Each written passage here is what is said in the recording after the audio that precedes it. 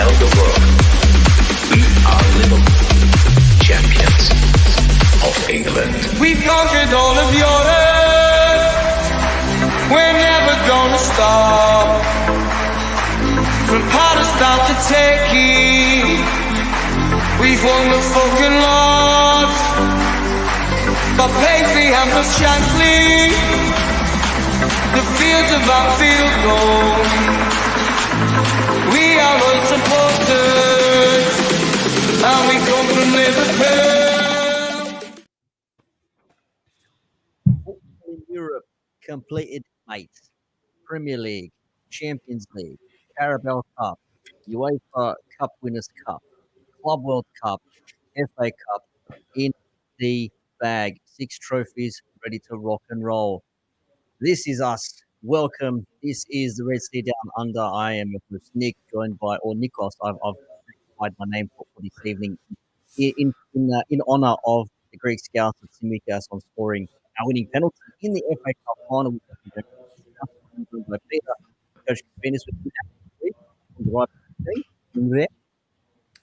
I am. Firstly, your sound is. Yeah, your sound is completely off at the moment. It's very jumpy. Maybe it's your volume. Maybe you're too loud. I don't know. Interesting. No, it's clear now. That's much better. Yeah, see, he wanted to ruin my introduction, man. What an absolute shambles.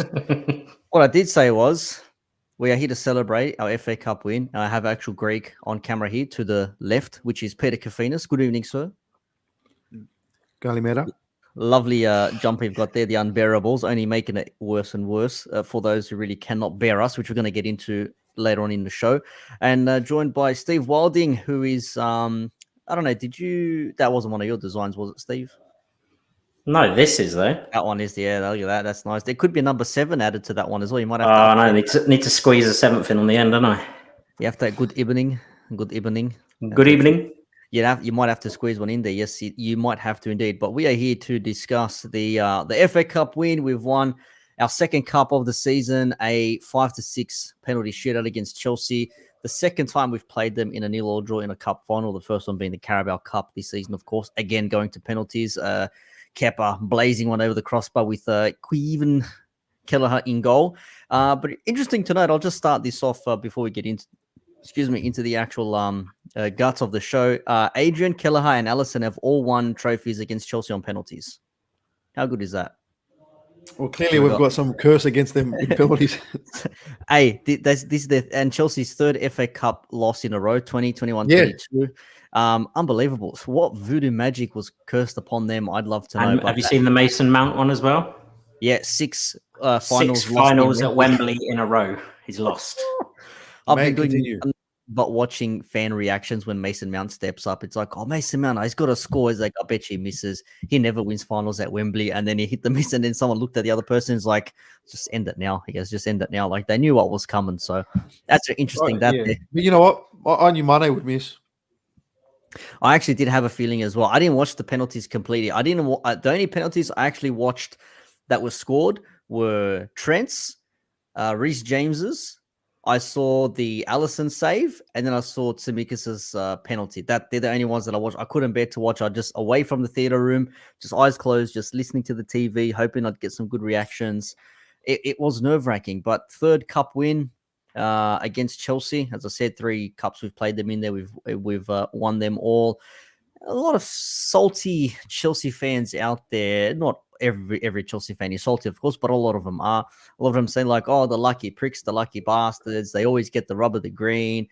I hate these pricks, this and that, blah, blah, blah. And yeah, you got Pep Guardiola saying everyone wants Liverpool to win everything under the sun, which is complete bollocks, if you ask me. But Stephen, I want to go to you first on this one here. Overall, the game, the FA Cup game, was it an exciting 0-0 or was it a meh 0-0? No, as 0-0's go, it was good. There was plenty of action. There was really a couple of moments where it slowed down a little bit, but as 0-0's go, I really enjoyed it. And I've got a confession: I didn't watch the whole game live because I was out in Brisbane, missed my last train home, and then was trying to watch bits on my phone, and then my phone died. And you're talking about penalties. I got it on my phone for penalties, and Mane missed his. And then my battery died. So I had no idea. I had no clue what happened after that until I got home because I missed the last train until about 7:30. plugged my I phone imagine. in, saw all the details, and then I sat down yesterday afternoon and watched the whole game in full. So I've seen it all. I don't like not watching games live, and that one just killed me because I was sat there for about 3 hours now going, I have no idea what even happened. No, that makes sense. But speaking of the game, I mean, we talk about taking it to penalties in the comments. They should have never gone to penalties. Anto Chill, I agree here. I think I said in our group chat, I don't care what happens. I just want to win or lose in the 90. I did not want extra time, did not want penalties, because penalties for me still, it's a toss of a coin. It's 50-50. Some could say it's mind games, it's who's got the mental edge and all this other stuff you can analyze and do all these other things, but really it's just the kick of the ball, and hope you either score it or you save it or miss if you're the defending team. But Pete, in the 90 minutes, I mean, in the first 20 we could have at least been 3 up. Let's be real here. That's what shits me, man. We've done that so many times this year where I was so impressed the fact that we actually pressed for 120 minutes. We did not stop. I thought that was just real intent, and I think that's why we ended up winning it in the end. I think because I just generally thought that we wanted it more than them. Yeah, I think you can sense it. Yeah, I feel that Tuchel wanted the match more than his players did, because he came out before the game and started saying some real stupid things about the same thing as Klopp jumped on. Pep was jumping on, and he thought he'd jump on and start saying the same thing, and he acted was like an idiot the entire game on the sideline. I feel like, for me, it just looked like he wanted more than the players did, just for his own ego. Mm-hmm. But in terms of for the 90 minutes, I think, look, Chelsea had some serious chances, by the way. They created chances. But I just felt like, as it says here, we should have scored 2 or 3 really early, but we just didn't. And that's what these kind of games, we've seen Chelsea, we can't score against Chelsea. So when you get given these chances, you just got to score. It's funny though, because we played Chelsea, as we said, in the Carabao Cup. That was a draw. Ended up going to penalties, as I mentioned at the start. But then we played them twice in the league, and they ended up in draws as well. And the first game ended up 1-1. Obviously, they had the sending off. It was the penalty, and then just could not break them down. Remember, they had the amazing defense for the first half of the season. Like, you could not break him down. Then Lukaku said what he said, and then everything turned to shit. Then we had the Russia situation. They had to sell up and do all these other bits and pieces, and that maybe derailed or demoralized them a little bit, but they were still pretty solid. I mean, they're finishing third when a lot of people touted them to be up there. Obviously, we had other plans. City maybe had other plans as well. They're not a bad side, and arguably, you could say they were without some key players. Kante was on the bench, but Kovacic started. He had to come off because of his knee. Thiago started. Rudiger playing his last cup final for Chelsea before he leaves. Marcus Alonso as well. And Mendy in goal. I thought Mendy, he had a few good saves. Diaz had that one good save with that fucking ball. Who split that ball? Was it Trent? It was Trent, like that. Fuck, bloody hell. And arguably, they could have been a goal. Could have scored in the second half. But those first 20 minutes, we absolutely blitzed them. And when they did get a chance, they hit theirs wide. Alisson had to make one save, if I remember, from Alonso. But apart from that, I can't remember anything else in the first half for Chelsea.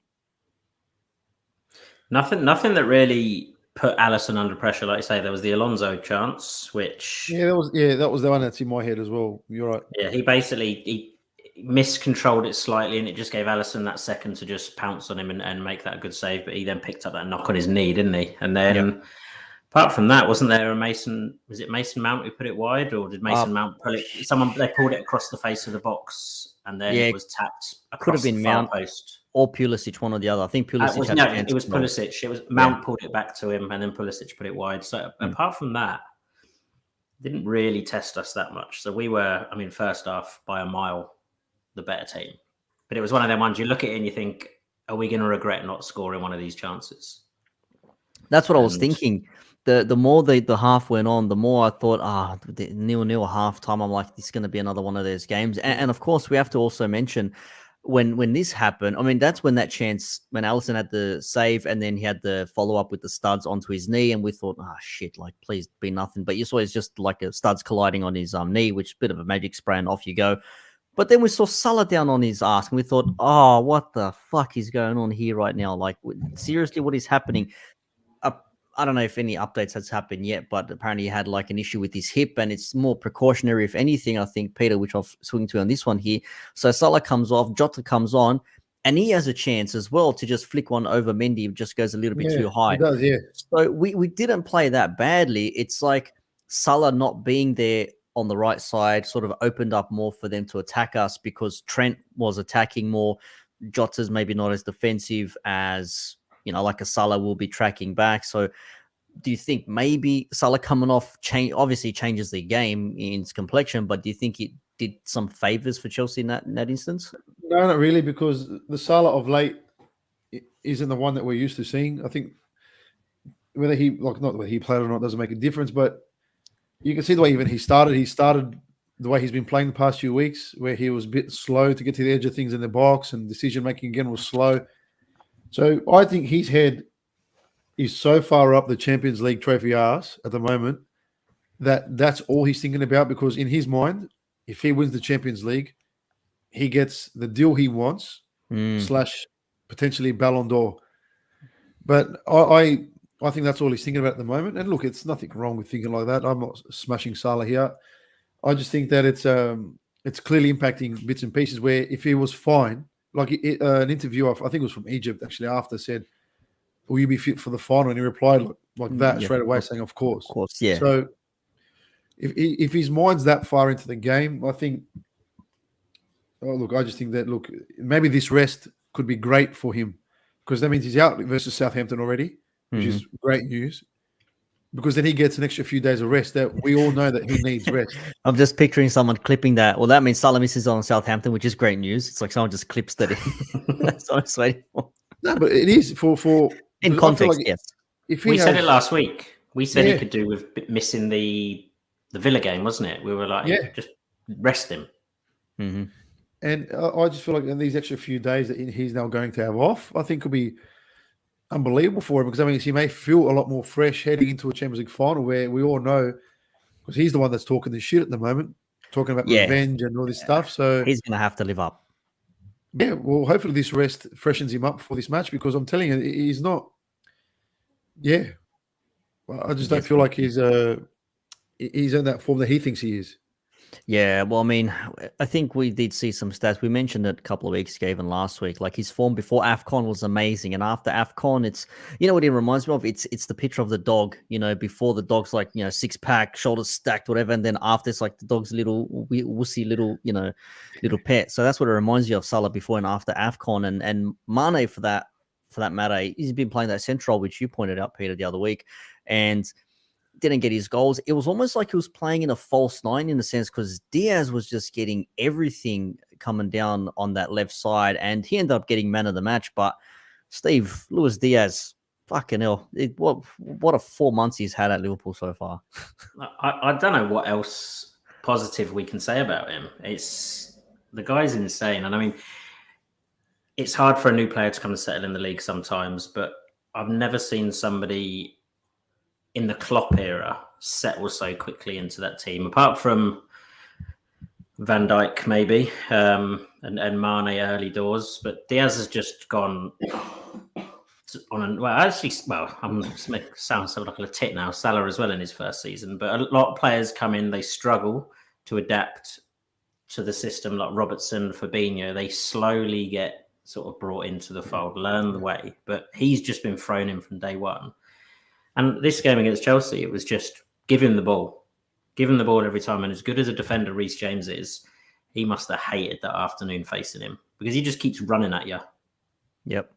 It's amazing. Look at this. Antioch Diaz has 11 direct goal involvements in 14 games. And he's relentless. He's relentless. He's a fucking animal. Just keeps on going, man. You can see he probably didn't want to get off that pitch, but, Klopp had other ideas and had to shore it up a little bit. But, just looking at the stats here, 17 attempts to 10 for us, 16 from open play, 1 set piece.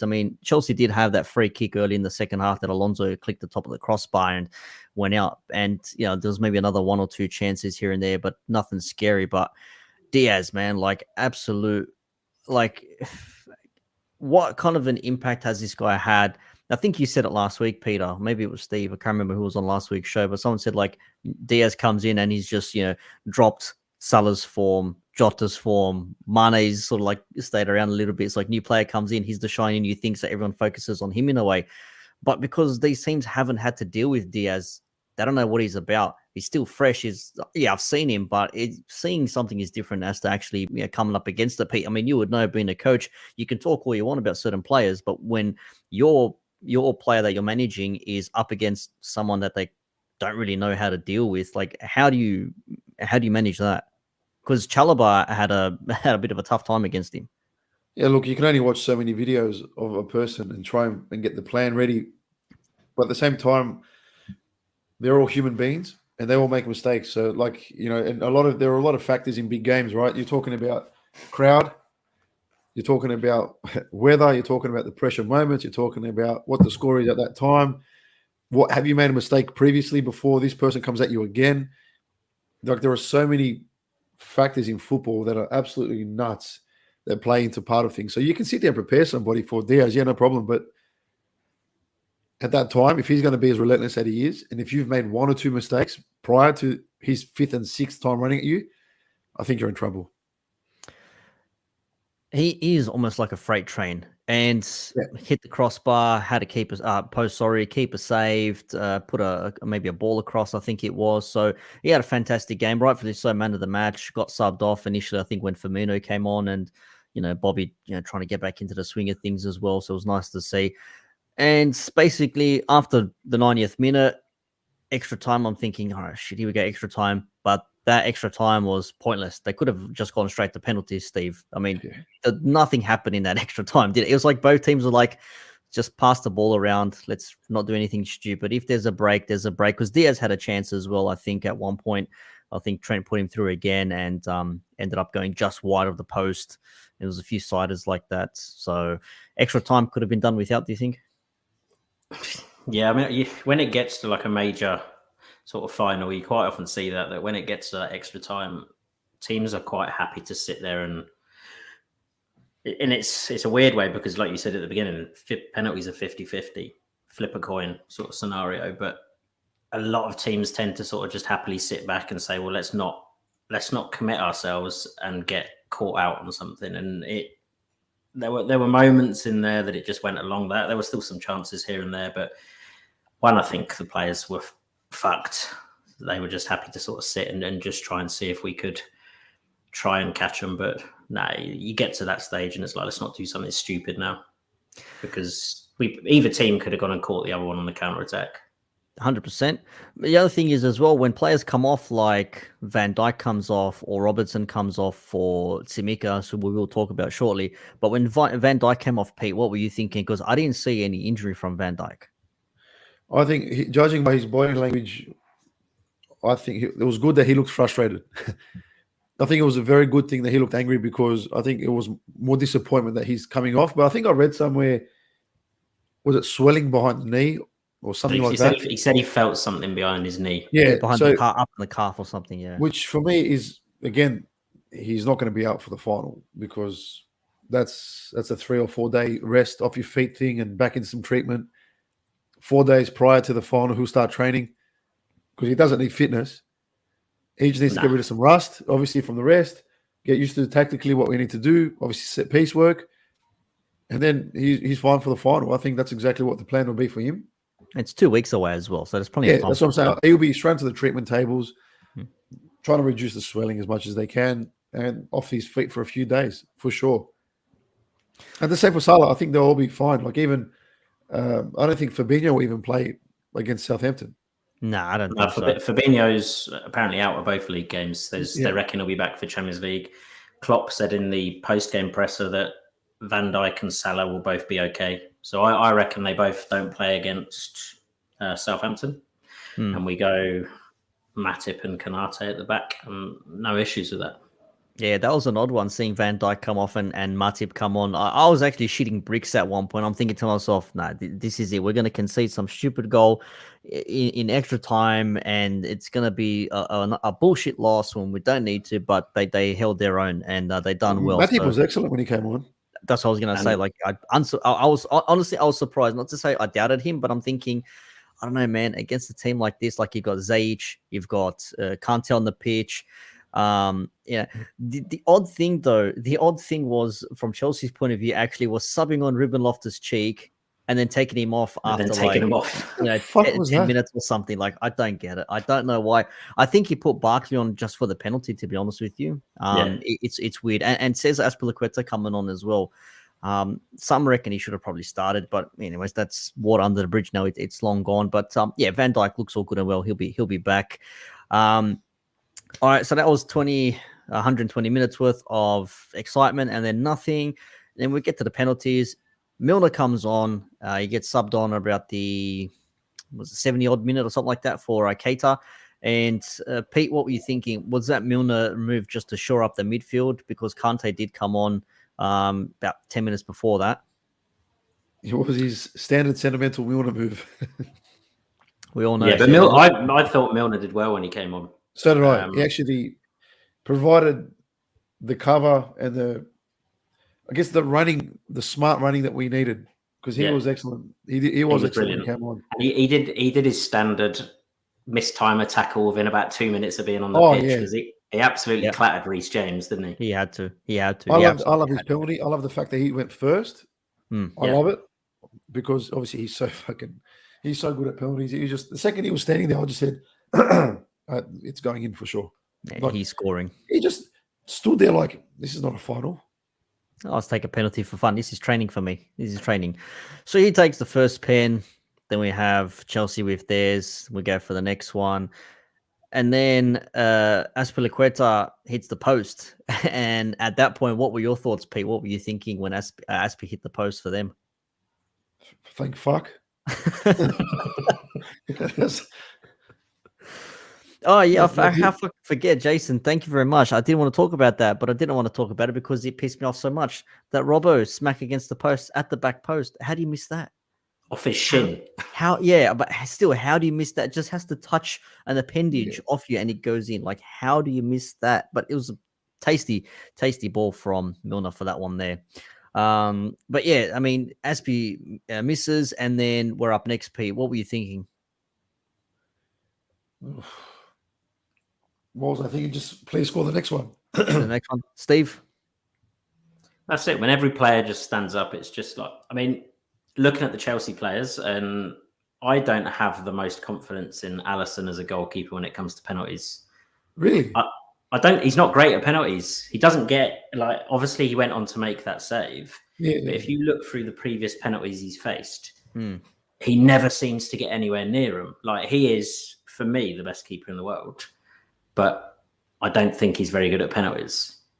And that's it sounds weird to say that, but I mean, David De Gea was the best keeper in the world for a few years. He's shit at penalties as well. You've got some keepers that are specialists at it, but once Azpilicueta missed, I was just hoping we carried on scoring because I don't know. I didn't have the confidence that Alisson was going to save maybe one, but I don't think any more. And he doesn't get near. If you watch all the penalties, he doesn't get near any of them, and they're not fantastic penalties. But I will give him credit about the whole. You guys probably saw it that every time it was our penalty to take, he's the one taking them the ball because Mendy did it in the AFCON final. He was just pissing about with the ball. Actually, I think ESPN, one of their channels, had something about Liverpool employing I don't know what it was, some coach or something to help get the mental edge over penalties or something like that. So this could, I mean, hey, they brought a coach to help with throw-ins. So why not bring in someone who's there about the psychology and then the mentality of penalty? Because that actually can be nerve-wracking. But anyways, that misses. And on that one, sorry to interrupt, but if you look back at the penalties we've had this season as well, not in shootouts, in league games or during the middle of a game, go back and watch them. Watch what Jordan Henderson does. He's always there floating around in the penalty area, blocking the goalkeeper from doing any of the mind games, and then he passes the ball to Salah to take it. And obviously in this scenario, Henderson can't be anywhere near it. So the only one who can... So I think it's a preconceived idea that this is what we're going to do. We're going to protect our players from any of them mind games. But not a lot's ever been said about Henderson doing it this season. It was only picked up on when Alisson started doing it. But Henderson's been doing it all season. He doesn't do much apart from just standing in the way with his back to the goalkeeper, just sort of blocking him from doing anything. That's interesting. So Chelsea won the toss first and foremost to actually choose the end of where they're taking the penalties. They ended up at the Blues end. Then they chose to go first. So one save from Mendy, from Mane, Allison with the save, Azpilicueta when he hit the post. And then it's up to the Greek Scouser to do the business. And he wanted to go seventh, apparently. He said to the Klopp, no, I want to go seventh. I'm going number 7. He said, all right, cool, no problems. And as Pete, he's overwhelmed with joy. He just can't believe the Greek Scouser just done the business for Liverpool. He had to leave. He'll be back in a little. He's going to come back in with a Greek flag, isn't he, or He will, something? probably. Mate, who the hell knows what he's going to do? Come back with Slovakia or something. So he steps up, and at this point, I'm thinking like I was like even before that, I'm just thinking I'm so buzzed if this goes in for this guy who's hasn't had the most play time. Every time he's come in, he's had 6, 7 out of 10 performances, solid, consistent, good work. He's had a few hiccups here and there, yes, but he hasn't played that often. And then he comes in and then he scores your winning penalty and he celebrates in front of the Chelsea fans doing the E-Cup, all that bullshit, because they were giving us shit the whole time. I was just buzzed. I actually jumped up for joy and I was just fist pumping. Like, I was so happy for him, man. Like, what did you think, Pete? Well, not because he's Greek, but just Tsimikas, like the guy who he wants to be. Well, they say they say his passport says he's Greek, but we all know he's Scouse, such as his song. But what were you thinking for I guess, how pumped he was, how happy he is to be at Liverpool and be the Greek Scouser, which has given himself that name. Now everyone's taken it on board. Yeah, but he's changed it. What is it now? It's the Scouts who's Greek. He's now, he says, I'm a Scouser who's Greek. Look, when you sign a player, you want them to buy in straight away, right? Oh, my voice is gone today. That's what happens with coaching, by the way. So when you sign a player that you expect them to buy in, you want them to buy into the culture, the club, the ethos, everything. And that's one thing that since he stepped foot into this club, Tsimikas has absolutely bought in to the point where, he's calling himself Greek Scouse, and he's every celebration, whether he plays or not, he's the first person up off the bench, jumping onto somebody, celebrating with someone. He's good vibes. He's good vibes. He's obviously hanging out with Salah and them a lot. Thiago loves him. Jones loves him. Everybody seems to love this guy. And I think even though he's just come to the club, I think he's so important for the change room, because you can even see in the videos afterwards, they love watching him lose it. Like, it's one of those things that, like, oh, here we go. He's gonna go bananas now. And look, you saw Adrian pick him up on the shoulders. Yeah, like it was, everybody. I don't know. For me, he's like that clown that everybody loves because he's so positive all the time, and he's always talking. Like, even look at his social media, it's always "Let's go Reds." I love Liverpool. Whatever it is, like, it's all because it's a family club for him. Like, his parents went for Liverpool, so I just. I think someone like Tsimikas has actually added a whole different level of energy to this group. And the fact that he scored the winning penalty for all Greeks is unbelievable. But for somebody who's actually had to work hard for it this year too, by the way, because there's been times that we can argue he deserves to start. Yep. He deserves to start. He should be our starting left fullback at times of the season, and he never was. So he's had to wait and all that kind of stuff. I agree, but I think we can all agree with Antioch's comment here as well. 2 years ago, Milner ripped into him after he'd done something wrong. He just absolutely it was a tore friendly him. game. Yeah, I remember. But look at what's happened since, man. Look at what's happened since. You did need time, but look, I'm happy for him. He definitely wants to be here. You can see it if he plays or he doesn't play week in, week out. But at times we have needed a left back. We have always said we cannot rely on Milner to play left back. I mean, we gave Nico Williams away, even though he's a right back, on loan to Fulham or wherever he went. And we had no natural replacement. That's where he comes into it. So when Robertson can't play or he's unable to or he can't continue, you bring on someone like a Tsimikas who actually did whip in a few crosses, if I'm not mistaken. So he's not afraid of, sending a ball in and hoping someone gets on the end of it. Evidently, they did not.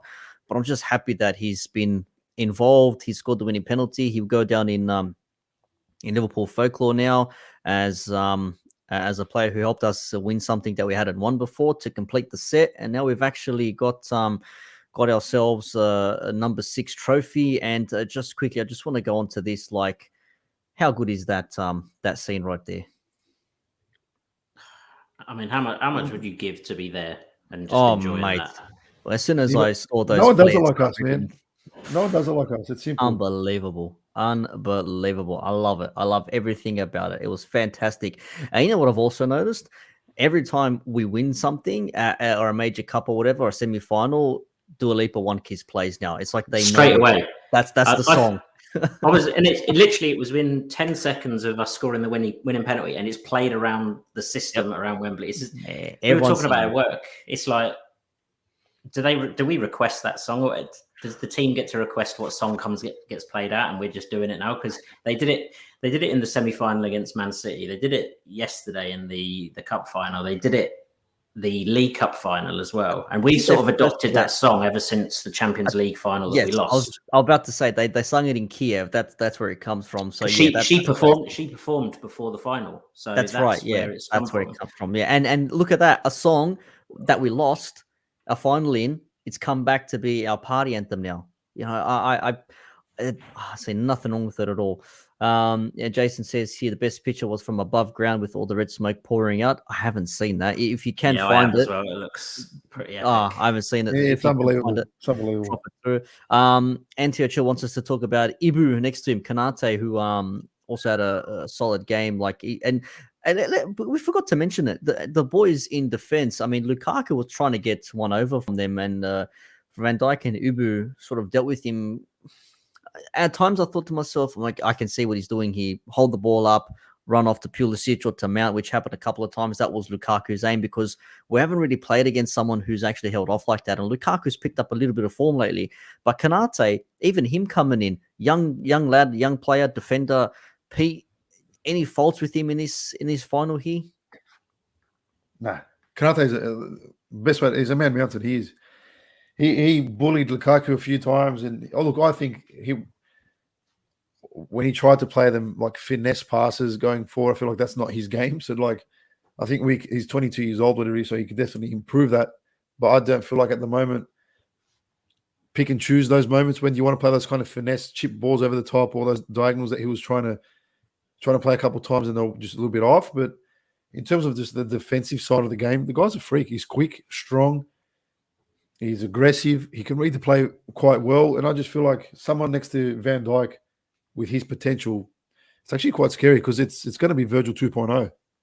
Yeah, funny, we were talking about Gomez only a couple of years ago, and Gomez, he'll start a game, but then he'll play right back the next week after, which we're all a little bit suspect over.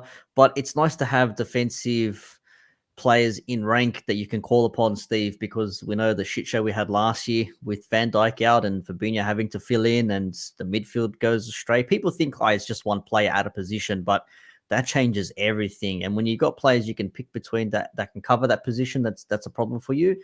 The rest of the team can sort of like go about their business. That's There is it, one and player we have to talk about, though. 1 second. Sorry, Steve, say what you need to say first. No, I'm intrigued about what Pete's going to say now. Oh, he's relinquished his spot. Go for it, Pete. Well, there's a player everyone's forgetting. It's Minamino. Actually, I literally do have that in my notes here, and I Top didn't even scorer look in at the my damn League Cup notes. and top I scorer didn't look in at the my. FA Cup for us. I literally have it in here. I said Taki top scorer in both domestic cup comps. Should he have played a part if he was able to? That was my actual question. There's no time for sentiments when it comes to a final. Yeah, You've look, got it to do what you've depends got who to do needs to win. come off. It depends who needed to come off. I think there's always a place for someone like him, but especially with his kind of energy, maybe with 10 minutes in the last 10 minutes of extra time. But you can't just put him on. I start him against Southampton because I think we need to rest everybody. But I don't know. I feel like if the time and place was needed, yeah, okay. But otherwise, don't look to put him on. That's a fair point. I just thought, you know what, he scored, FA Cup and Carabao and everything else. I thought even if he was on the bench, maybe that it would have been nice just to see him on the bench, have his name on there. But he was left out. But he was there, like many of other players as well. But we've got to give Taki a mention. And again, a player that we signed with promise and quote unquote potential that still might get there. And when you look at the comparison between players coming in, I mean, Luis Diaz is leaps and bounds ahead of him, unfortunately, whether that's by design or by chance. It is what it is, and we just have to take it as it comes. Now, I want to ask a controversial question, some would say, and You're waiting for this. I don't mean this in a this is what it is thing, but everyone is touting this Liverpool team, this current crop, to being one of the best because they've won every single trophy that there is to win, right? And one particular after a very, very long time. We talk about the greats of Shankly, we talk about the greats of Dalglish, and etc. And surely Klopp is up there. But in terms of a combination, is Klopp and Henderson our greatest manager captain combo? The question's got to be up there, but purely that based is a on loaded trophies question. won. But purely based on trophies won. And if it wasn't Henderson captain, whoever the hell it was, it could have been Van Dijk captain altogether. But realistically, the trophies we've won under Klopp and Hendo as manager and captain, what would you say if someone said to you, "This is what I believe"? Pete, I want to ask you first. Pete's just giving you the finger up because he's going to bring up his favorite duo, Rafa and Stevie G. You look, That's fair. Look, this is. I'm. Yeah. See ya. He's thinking about it. I mean, from my point of view, if you're going to look at trophies won, I can only compare it to the manager and captain combination that I've personally witnessed. So you could go back before my time and look at likes of when Emlyn Hughes was the captain and the trophies he won there under Paisley and Paisley. I was about to say Paisley as well. Yeah. I wasn't. I mean, I know I look like I had hard paper round, but I'm not old enough to remember those days. So I can only judge it on what we've seen. And the only manager / captain combination that you could say even comes close to challenging that in my lifetime for us has to be Gerrard and Benitez. But it's a loaded question because Gerrard did more for the club in terms of dragging us through some horrendous seasons and winning trophies when we had no right to. And the same as Benitez. There's no way we had any right to win that Champions League in 2005 with that squad. And it's something I was chatting to some mates at work today, and he was saying, is Henderson a better captain than Gerrard? I was like, you can't compare them. They're playing. You put Gerrard in this team now, that's scary to think of what peak Gerrard, mid 2000s, late 2000s with Klopp. Fucking hell. There you go.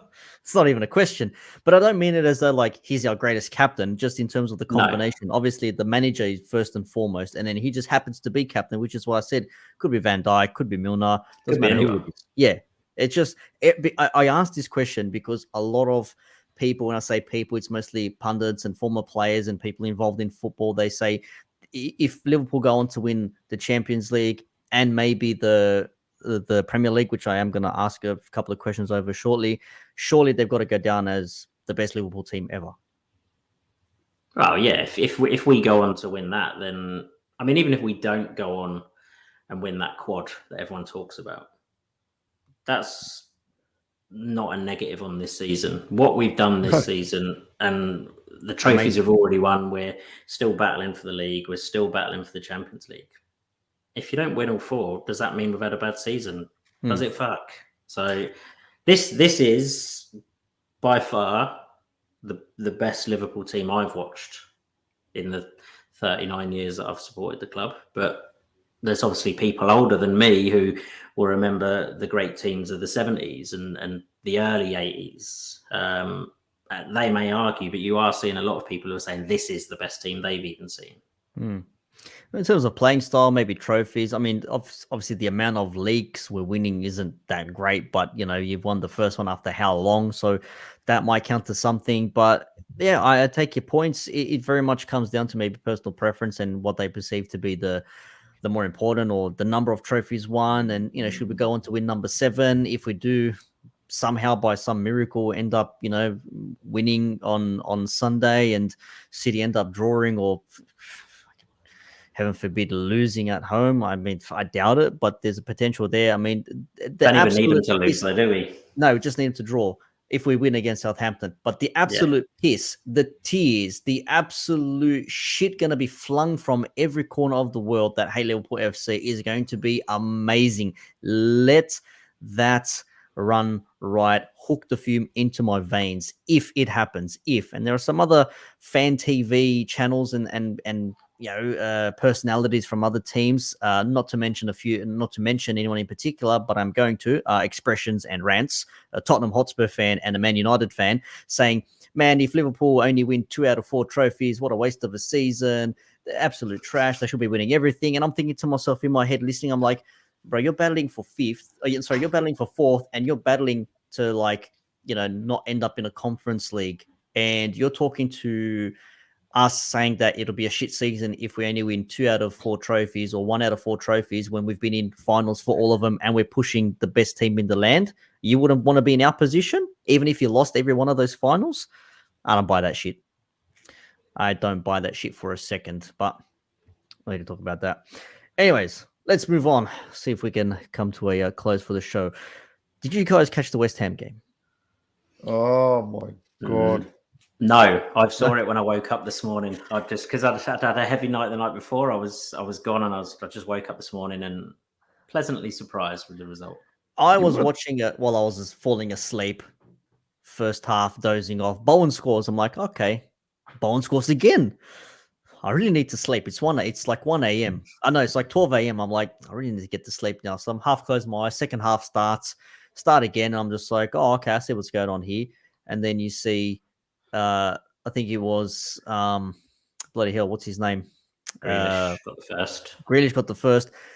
And then you see what's his name? Bloody hell, West Ham player.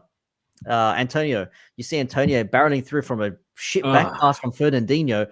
And I'm thinking he's going to go around Becca. Sorry, Becca, fuck me dead. Edison. He's going to go around Edison. He's going to slot this in there somehow. He goes for the chip and misses it completely. And then they score shortly after that. And I'm thinking to myself, bro, that game could have been dead and buried. And Pep would have been absolutely fuming. And he was on the sidelines.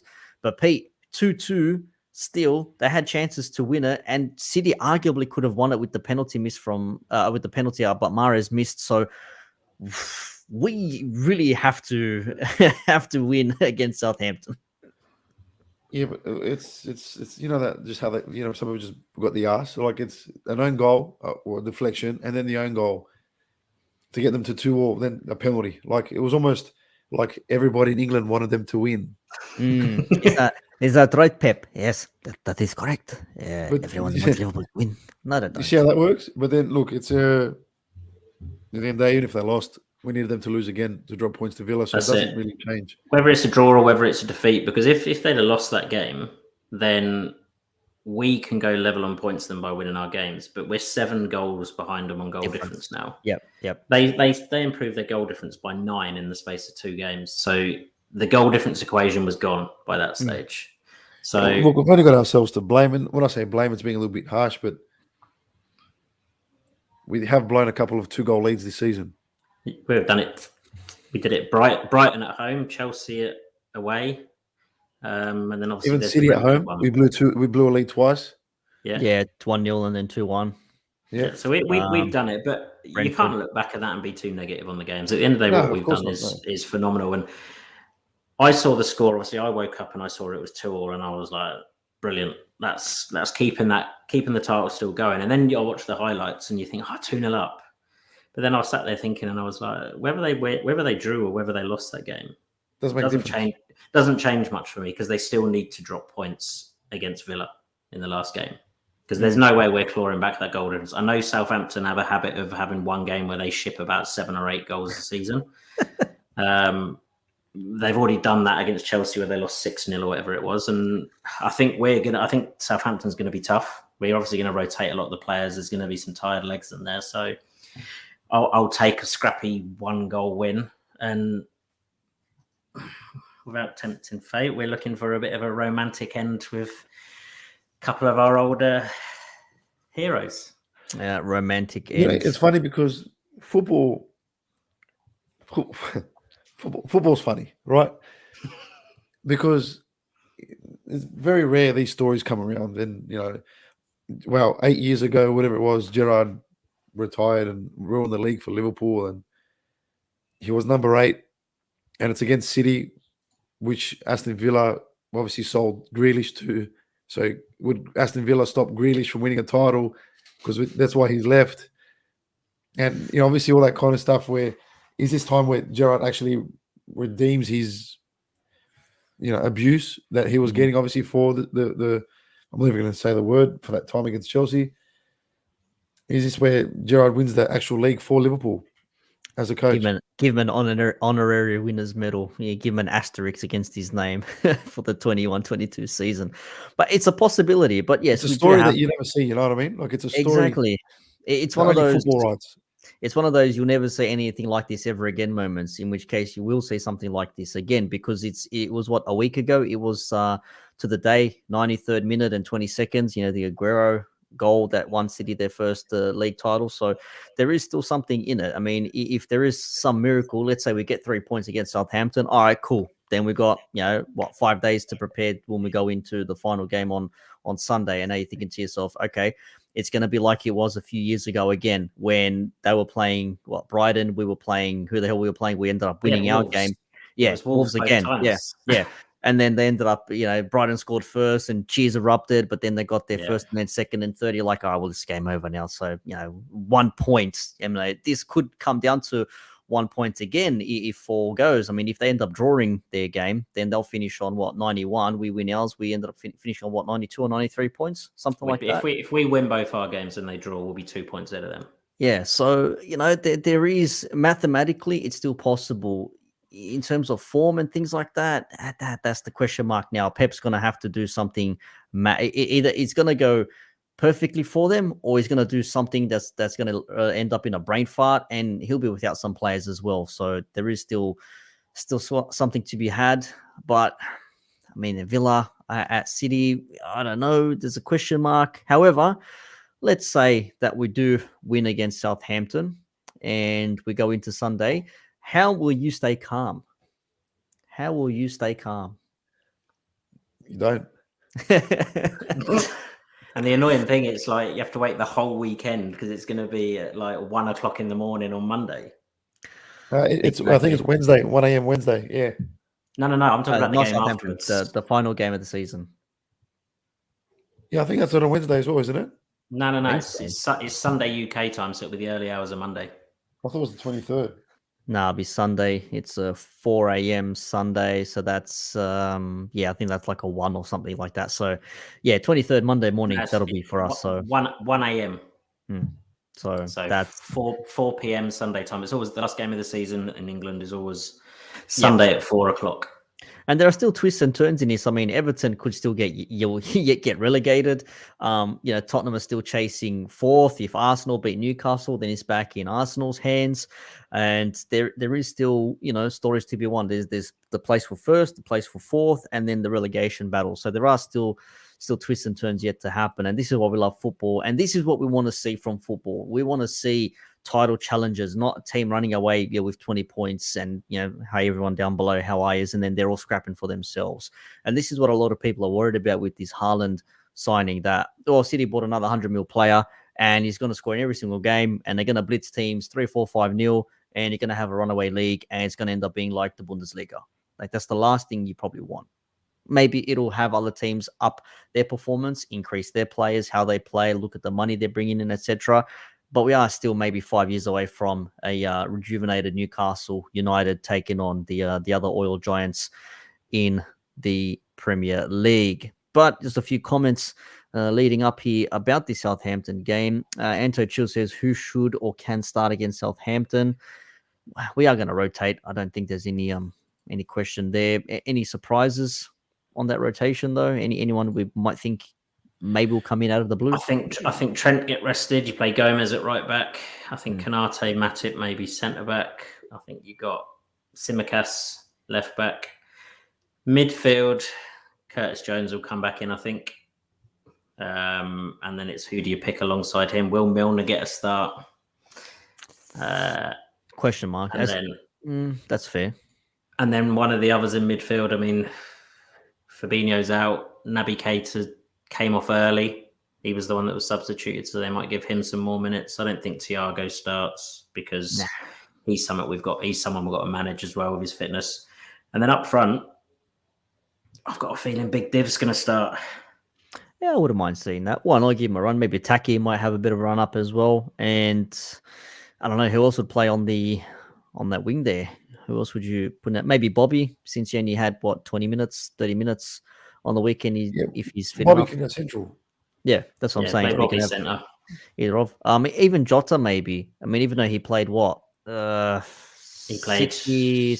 He played 90 minutes. Yeah, so he's roughly playing a normal game. Can he play it in 3 days' time later? Maybe that's a possibility there. Allison probably starts. Tsimikas a left back. Kanate and Matip. I don't see anyone else really fitting in there. So that's probably what we're looking at. That's probably what we're looking at, I think, in terms of players coming in. Yeah, I can't think of anything else really. I think that pretty much sums it up. But like Rizla says here, City have everything to lose. Villa have nothing to lose. Perfect tonic for an upset. I don't want to think about it, man. It's almost like I want to go to bed on Sunday and then wake up and just see like Liverpool Premier League champions and just say, boss, I'm not coming in today. Liverpool won. I'll see you Tuesday. I'd love to do that, to be honest with you. But You know, oh, that man. week has the potential to be like the week of all weeks. FA Cup, FA Cup 1 week, Premier League the next, and then Champions League the week after. Fuck me, it all happened in May. Oh man, just imagine. Yeah, I mean, look, you look at it on paper, you've got to say odds are Man City will win. But all we need, I mean, football, you need an element of luck. 5-0. Yeah, like 5-0, 4-0 could quite possibly be that, but you need a little bit of luck along the way, or you need like Martinez in goal to have an absolute blinder for Villa, just something like that. But it pisses me off watching Man City games how teams don't actually come out and attack against them. It's been shown time and time again. West Ham Look what happened overnight, with West Ham. they went at them, and City, they've got defensive players missing as well. So they look fragile when you go at them, and they always have. If you sit back and let them come at you and let them dictate play, they'll pick you off. And that's, I mean, for me, Villa have got to go at them.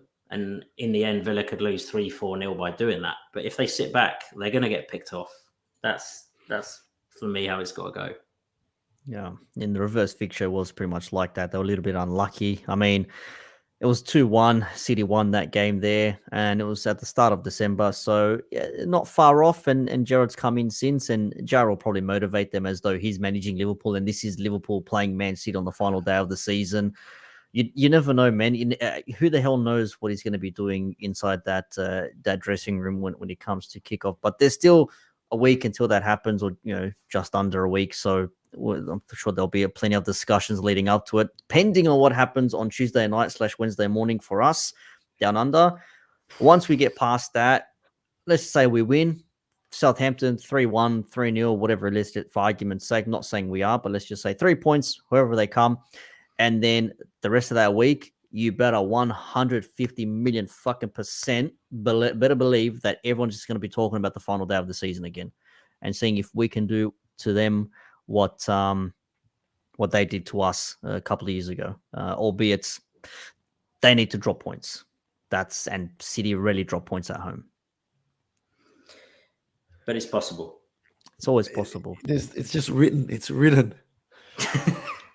It's the hope that kills you. I mean, I last week I was a bit like, City aren't going to drop points. City aren't going to drop any more points, and I've accepted it. And then you wake up to this result overnight, and I'm like, here we go again.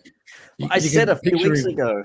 I said it a few weeks ago. Imagine it comes to the last game of the season. Just imagine, and it's possible. It's possible. It's you can imagine right now. It's fine. It's fine. We are going to win. Pep in his mind is like, oh, fucking, sorry, in Spanish, he's like, what the fuck is happening right now? Losing the plot.